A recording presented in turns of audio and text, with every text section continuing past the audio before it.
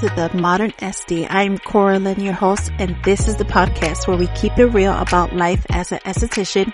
Each week, I'll share tips, lessons, and motivation to help you grow your business and thrive in this amazing industry. Whether you're just starting out or looking for a boost, this is your space to get inspired and level up. Let's dive in and get into today's episode. Hey girlies, welcome back to the Modern SD. In today's episode, I'm going to take you through one of the biggest chapters of my career, my first time working in a spa, and the challenges I face and the lessons I've learned from it. Plus, I'll dive into one of my biggest mistakes from my first year, which was starting my own studio.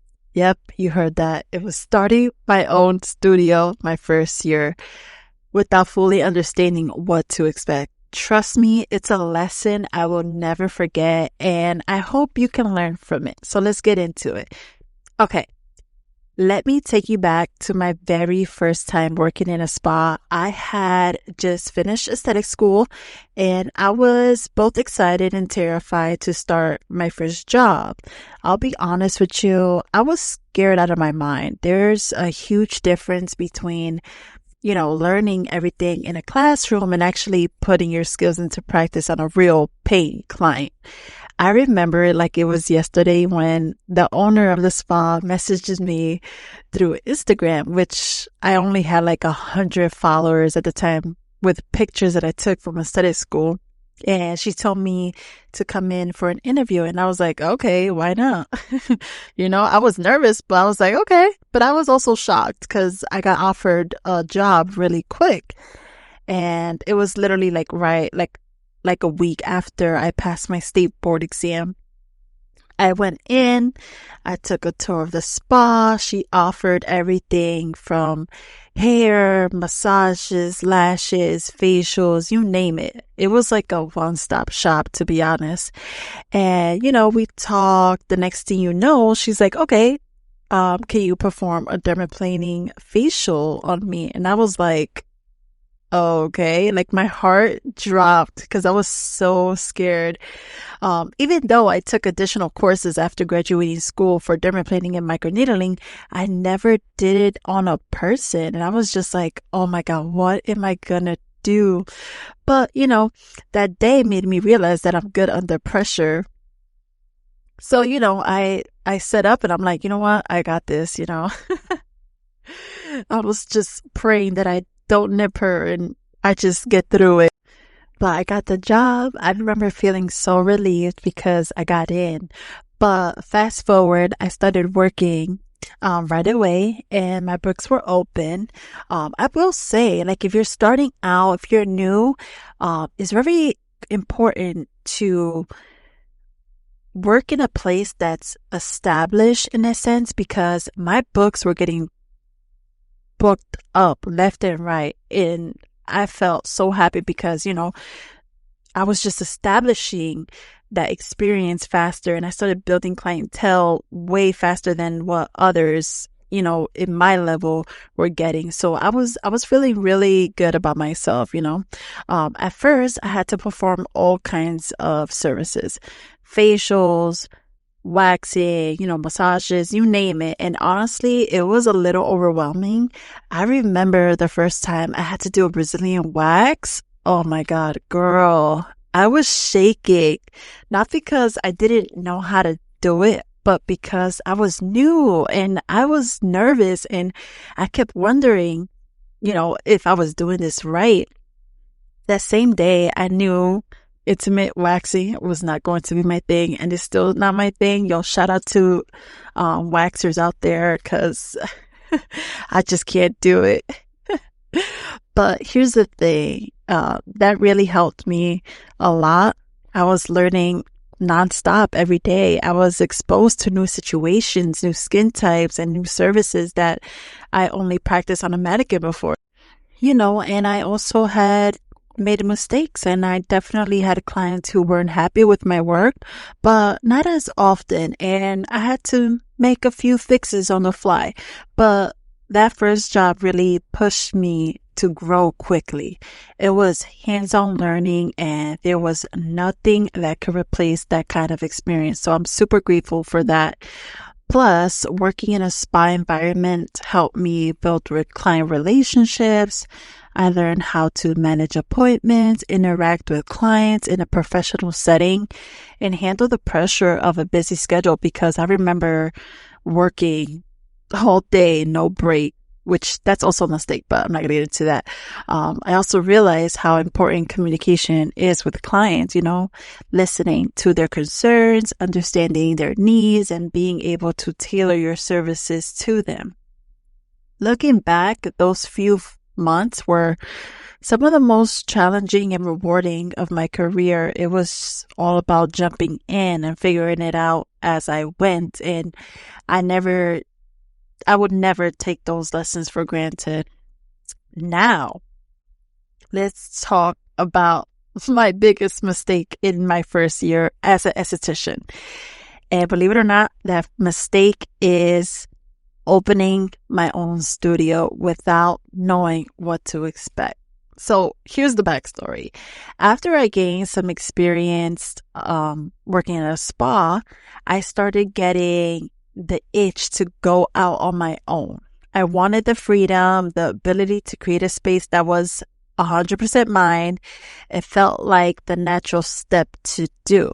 Now that I look back, I just wasn't patient enough, and I was thinking from a very emotional standpoint instead of being logical. I was just doing things randomly. All I cared about, I swear guys, all I cared about was my logo, how my studio looked, and the fun things about creating a business. I was just buying a bunch of stuff on Amazon. Oh my God. It was such a fun time. It was fun, but oh my God, I had a pink obsession. So everything was pink. Like, oh my God, I just loved pink at that time.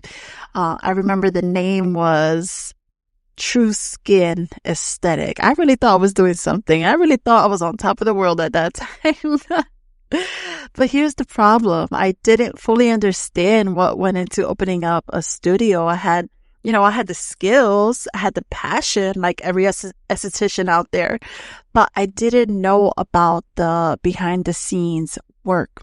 I didn't know the things I know now, like marketing, branding, client acquisition, insurance, admin work, time management. I thought if I just had a nice space, I'll attract those people right away. No, not at all. I had to learn the hard way that running a business requires way more than just offering services and, having a cute logo, having a cute space. One of the first big wake up calls was when I started to notice that I wasn't getting enough clients a month, and that, that rent was coming around the corner. And that really took a toll on my mental health, because all I was thinking about is that. And then that made me just get people randomly just so I could pay that off. And that's not how it should be. And in the beginning, I had some initial interest from the people that I have serviced in the spa that I worked at. But it wore off. Why? Because I didn't learn how to keep my schedule full. I didn't know how to market myself effectively. I didn't know how to build that relationship with clients. Or how to keep them, I didn't realize how much time I would need to focus on my brand, whether it was through social media, client referrals, or even networking. I was just not ready for it all. Also, at first, I thought I had enough money saved up to cover me for a couple months, but no, the cost of starting the business took everything. There were unexpected expenses that went, like repairs, product orders, etc. I wasn't prepared for that either. And honestly, there were months when I felt like I was just scraping by, hoping that my next client will make up for what I'm losing in overhead. Looking back, I would have done things completely different. If I could give advice to anyone about opening up their own studio, it would be this, is to do your research, get a mentor who knows what they're doing. Don't just rely on your skills as an esthetician. Make sure you're prepared on the financial and operational side of running a business.